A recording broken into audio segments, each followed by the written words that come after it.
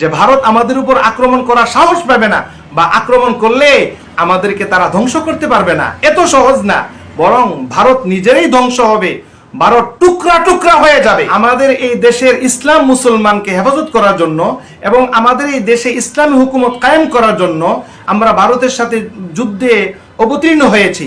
এই নিয়তটা যদি আমাদের ভিতরে থাকে, তাহলে ইনশাআল্লাহ ইনশাআল্লাহ ইনশাআল্লাহ ভারত আমাদের উপর আক্রমণ করলে আমরা ধ্বংস হব না, বরং ভারতই ধ্বংস হবে ইনশাআল্লাহ। আলহামদুলিল্লাহ ওয়াসসালাতু ওয়াসসালামু আলা রাসূলিল্লাহ, আম্মা বাদ। আমি সর্বপ্রথম আল্লাহ রাব্বুল আলামিনের শুকরিয়া আদায় করি যে আল্লাহ তাআলা আমাদের এই প্রিয় মাতৃভূমিকে দ্বিতীয়বারের মতো আবার স্বাধীনতা দান করেছে। সাথে সাথে সর্বোচ্চ শ্রদ্ধার সাথে স্মরণ করি যে সমস্ত ছাত্র সমাজ, নারী পুরুষ, স্কুল কলেজ ভার্সিটি, মাদ্রাসার ওলামায়ে কেরাম, মাদ্রাসার ছাত্র, সাধারণ জনগণ, যাদের আত্মত্যাগের মাধ্যমে আমাদের এই প্রিয় মাতৃভূমি দ্বিতীয়বারের মতো আবার স্বাধীনতা লাভ করেছে। এই স্বাধীনতার কারণে আমরা অনেকেই অনেক দিক দিয়ে আনন্দ উপভোগ করি। আমি সকল আনন্দ, সমস্ত বৈধ আনন্দকে আমিও সমর্থন করি। পাশাপাশি আমার কাছে সবচেয়ে বেশি আনন্দ যে জিনিসটা লাগে সেটা হলো আমাদের দেশে একজন পুরুষ, আমাদের দেশের রাহবার, আমাদের দেশের অভিভাবক হিসাবে একজন পুরুষকে আমরা পেয়েছি। এটা আমার কাছে সবচেয়ে বেশি আনন্দ, আমার ভিতরে আনন্দ সৃষ্টি করে। আল্লাহর কাছে দোয়া করি এবং সকলে চেষ্টাও করব যে কিয়ামত পর্যন্ত যেন আমাদের এই প্রিয় মাতৃভূমিতে যেন আল্লাহ পাক রাষ্ট্রপ্রধান কোনো নেককার কোনো পুরুষ, দিনদার কোনো পুরুষ যেন আল্লাহ তাআলা কবুল করেন। সম্মানিত দেশবাসী, আমি আপনাদের সম্মুখে একটা ব্যতিক্রম ধর্মী একটা বিষয় নিয়ে আমি উপস্থিত হয়েছি। আমাদের দীর্ঘদিনের সমস্যা, আমাদের যে পার্শ্ববর্তী দেশ ভারত, আমরা ছোটবেলা থেকে শুনে আসতেছি ভারত আমাদের উপর আক্রমণ করলে আমরা ধ্বংস হয়ে যাব, ভারত আমাদেরকে দখল করে ফেলবে, তারপরে তারা আমাদের দাদা, তারা আমাদের প্রভু, আমরা মনিব হয়ে চলি। এই সমস্ত কথা আমিও যখন ছোট ছিলাম আমার কাছেও এমনই মনে হতো। তারপরে কোনোদিন কল্পনা করতে পারতাম না যে ভারত আমাদের সাথে যুদ্ধ করলে আমরা টিকে থাকতে পারবো, এমনটাই আমি মনে করতাম। কিন্তু আলহামদুলিল্লাহ যখন কোরআন পড়লাম, হাদিস পড়লাম, দিন শিখলাম, এখন আস্তে আস্তে দেখলাম আমার কাছে যে আকীদারা এসেছে সেটা হলো দুনিয়ার মুসলমান বা মানব জাতি, মুসলিম যারা বিশেষ করে, তাদের জুলুম থেকে পরিত্রাণের জন্য যে চেষ্টা, এই চেষ্টা যখন শেষ হবে এরপর থেকে আল্লাহ পাক রব্বুল আলামিন সাহায্য শুরু হয়। আমি যে এই যে একটা চিন্তাধারা যে ভারত আমাদের উপর আক্রমণ করলে আমরা ধ্বংস হয়ে যাব বা আমাদের দেশকে দখল করে ফেলবে বা আমরা কোনোদিন ভারতের সাথে পারবো না, এই যে একটা কথা, এই কথার সাথে আমি কমপক্ষে আমি ব্যক্তিগতভাবে একবারে একমত না। বরং ভারত আমাদের উপর আক্রমণ করার সাহস পাবে না। এসব ভারত যদি আমাদের উপর আক্রমণ করে দেখেন কতগুলো সমস্যা হবে। তবে এখানে একটা কথা বলে রাখি, আমাদের নিয়ত থাকতে হবে সহি। আমরা বাংলাদেশের মুসলমান, আমরা যদি এই নিয়তে ভারতে যদি আক্রমণ করে আর আমরা যদি তাদেরকে পাল্টা আক্রমণ এই নিয়তে করি যে আমরা যুদ্ধ করতেছি এই দেশের জন্য না, আমাদের এই দেশকে রক্ষার জন্য না, শুধু আমাদের এই দেশের ইসলাম মুসলমানকে হেফাজত করার জন্য এবং আমাদের এই দেশে ইসলামী হুকুমত কায়েম করার জন্য আমরা ভারতের সাথে যুদ্ধে অবতীর্ণ হয়েছি, এই নিয়তটা যদি আমাদের ভিতরে থাকে, তাহলে ইনশাআল্লাহ ইনশাআল্লাহ ইনশাআল্লাহ ভারত আমাদের উপর আক্রমণ করলে আমরা ধ্বংস হব না, বরং ভারতই ধ্বংস হবে ইনশাআল্লাহ। কেন?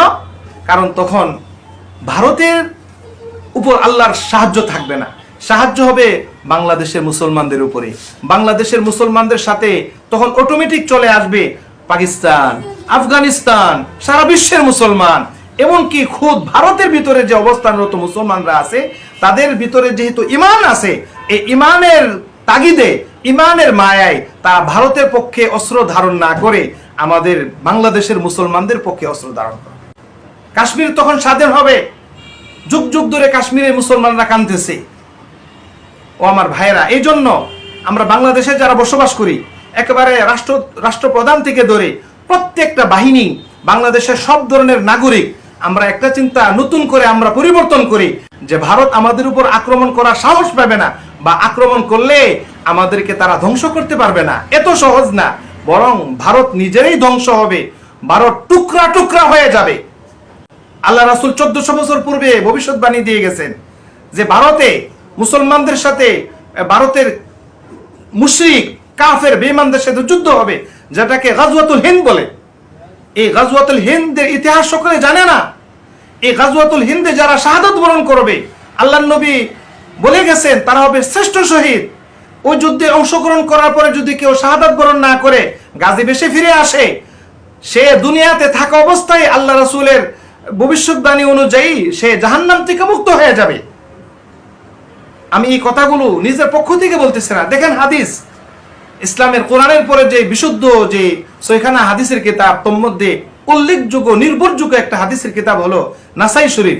এই নাসাই শরীফের হাদিসের মধ্যে আসছে 3173 নম্বর হাদিস, আন আবি হুরায়রা রাদিয়াল্লাহু আনহু قال ওয়াদানা রাসূলুল্লাহ সাল্লাল্লাহু আলাইহি ওয়াসাল্লাম গাজওয়াতুল হিন্দি ফাইন আদরাকতুহা উনফিক ফিহা নাফসি ওয়া মালি ফাইন উকতাল কুনতু মিন আফদালি শুহাদা ওয়া ইন আরজি ফাআনা আবু হুরায়রাতাল মুহাররার।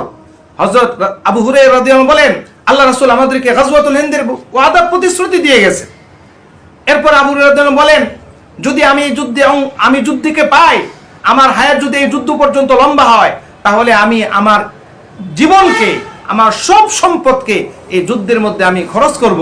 আর যদি আমি শাহাদাত বরণ করি, আমি যদি মৃত্যুবরণ করি, তাহলে আমি সর্বশ্রেষ্ঠ শহীদ হব।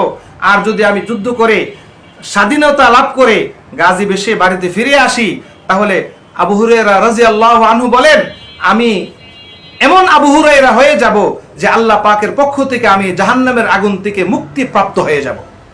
এই ভবিষ্যৎবাণী মুসলমানদের জন্য আছে, বাংলাদেশের মুসলমানদের জন্য আছে, আফগানিস্তানের মুসলমানদের জন্য আছে, পাকিস্তানের মুসলমানদের জন্য আছে, খুদ ভারতে অবস্থানরত 20 থেকে 25 কোটি মুসলমানদের জন্য আছে।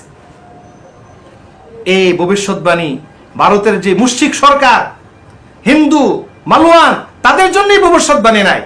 এই জন্য বাংলাদেশের মুসলমানরা যদি একটা শর্ত অনুযায়ী ভারত যদি আক্রমণ করে, আর যদি বাংলাদেশের সর্বস্তরের জনগণ একটা নিয়ত করে যদি যুদ্ধের মধ্যে প্রতিরোধ গড়ে তোলে যে আল্লাহর জন্য যুদ্ধ করতেছি, ইসলামের হুকুমত কায়েম করার জন্য যুদ্ধ করতেছি, আল্লাহর জমিনে আল্লাহর দ্বীনকে হেফাজত করার জন্য যুদ্ধ করতেছি, তাহলে নিশ্চিত জেনে রাখেন ভারতের আমাদের সাথে পারবে না। আমরাই ভারতের উপর বিজয় লাভ করব, আমরাই বিজয় লাভ করব ইনশাআল্লাহ তাআলা। এই জন্য সর্বশেষে বাংলাদেশের প্রত্যেকটা জনগণকে আমি অন্তর থেকে আমি আহ্বান করব, আজকের থেকে আমরা মনোভাব পরিবর্তন করি, আমরা নিজেকে দাস মনে না করি, ভারতকে আমাদের প্রভু না মনে করি, বরং আমরা মুসলমান জাতি। আমরা সেই ফতে মক্কার দিন যেমন আমরা বিজয় হয়েছিলাম, এখন আমরা বিজয়, আমরা স্বাধীন, কিয়ামত পর্যন্ত আমরা স্বাধীন। বরং যারা কাফের বেঈমান তারাই পরাধীন, আমরা কোনো পরাধীন না, আমরা কোনো কৃতদাস না।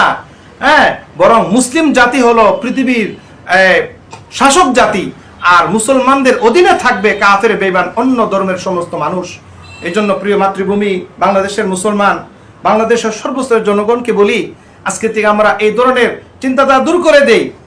বিশেষ করে যারা সীমান্ত রক্ষায় যারা আছেন, তাদেরকে অনুরোধ করব, আপনারা যে সীমান্ত রক্ষা দিবেন, আপনারা যদি একটা নিয়ত করেন, এক নিয়তটাকে যদি পরিবর্তন করে একটা নিয়ত করেন যে আমরা সীমান্ত রক্ষা করতেছি, বাংলাদেশের মুসলমান জাতি তারা আল্লাহকে বিশ্বাস করে, নামাজ পড়ে, রোজা রাখে, হজ্জে যায়, যাকাত আদায় করে, তারা মুসলমান।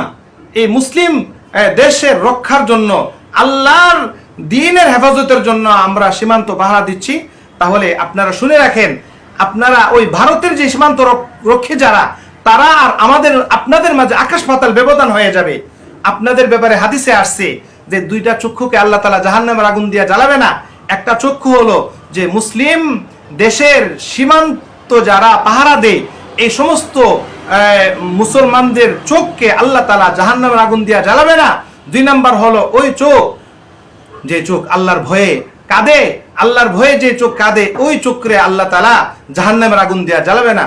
আইনা লা তামাসসুহুমান নার আইনুন বাকাত মিন খাশিয়াতিল্লাহ ওয়া আইনুন তাহরুসু ফি সাবিলিল্লাহ। 2টা চক্ষু, যে 2টা চক্ষুকে আল্লাহ তাআলা জাহান্নামের আগুন স্পর্শ করবে না, আল্লাহর সৃষ্টি জাহান্নামের আগুন স্পর্শ করবে না। একটা চোখ হলো যে চোখ দিয়া আল্লাহর জমিনে, আল্লাহর রাস্তায় পাহারা দেওয়ার কারণে ঘুমাইতে পারে না। 2 নাম্বার চোখ হলো যারা নাকি আল্লাহর ভয়ে কাঁদে এই চোখে, এবং আল্লাহর রাস্তায় যারা পাহারা দেয় এই চোখে জাহান্নামের আগুন স্পর্শ করবে না, পুরাইতে পারবে না। এই নিয়তটা আমরা রাখবো। আল্লাহ তাআলা আমাদের সকলকে আজকে থেকে আমরা এই অনুভূতিটা নিয়ে আমরা বসবাস করব যে আমরা স্বাধীন। পৃথিবীর যত পরাশক্তি আছে তারা যেমন স্বাধীন, যেমন সাহসিকতা নিয়ে আছে, আমরা বাংলাদেশের এই ছোট্ট একটা দেশ, এই দেশের মধ্যে আমরা মনে করব ভারত আমাদের প্রভু না, আমাদের প্রভু হলেন আমাদের আল্লাহ আমাদের সাথে আছেন। এই জন্য ভারত আমাদের কোনো ক্ষতি করতে পারবে না ইনশাআল্লাহ।